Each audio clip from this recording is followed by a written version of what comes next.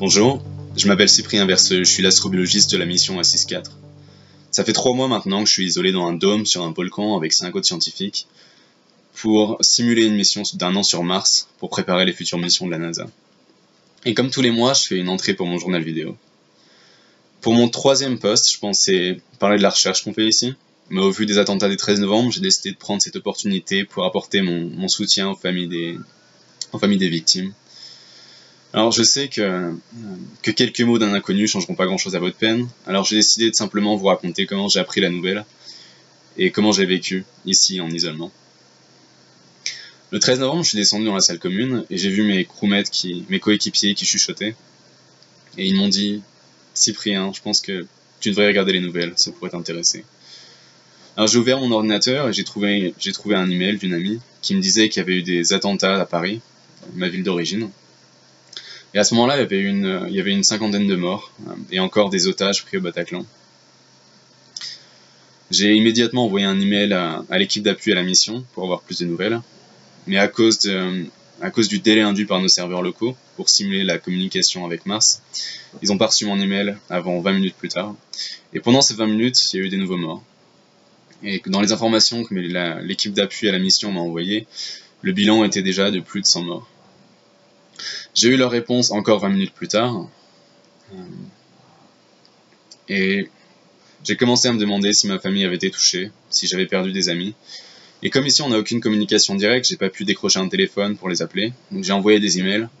Mais comme je suis à Hawaï et que c'était l'après-midi, c'était le milieu de la nuit à Paris, et je savais que j'aurais pas de réponse ce jour-là. J'ai senti le besoin de bouger. D'habitude, quand j'ai des mauvaises nouvelles, je vais courir dehors, ce qui n'est pas possible ici, alors j'ai simplement sauté sur le vélo d'appartement et pédalé jusqu'à ce que mes jambes me brûlent. Ensuite, j'ai voulu comprendre.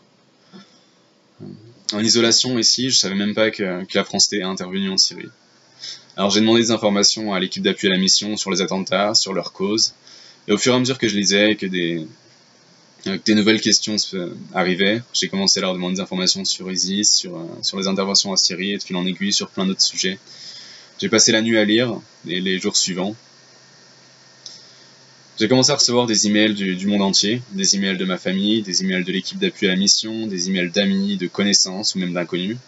J'ai reçu des mots de soutien, j'ai reçu des informations sur les dernières nouvelles, ou simplement des photos de bâtiments éclairés aux couleurs de la France dans différentes villes, dans le monde entier. Et j'ai reçu aussi beaucoup d'emails de Parisiens, des Parisiens qui me racontaient comment les familles des victimes étaient soutenues, comment les Parisiens refusaient de changer leur vie de tous les jours, comment ils continuaient à sortir l'air libre malgré les recommandations de rester chez eux. Et c'est peut-être simplement parce que l'information que je reçois est filtrée, mais j'ai l'impression que les attaques ont créé plus de solidarité que de terreur. En tout cas, c'était la première fois depuis le début de la mission qu'Internet me manquait vraiment. Et je pense que dans les futures missions sur Mars, les événements qui affecteront le plus les astronautes sont des événements qui arrivent sur Terre. Ça fait longtemps que j'habite plus à Paris, j'ai pas mal voyagé dans les dernières années, mais je suis toujours parisien et je partage votre tristesse et votre colère.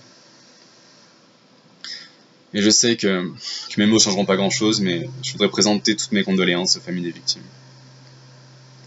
À bientôt.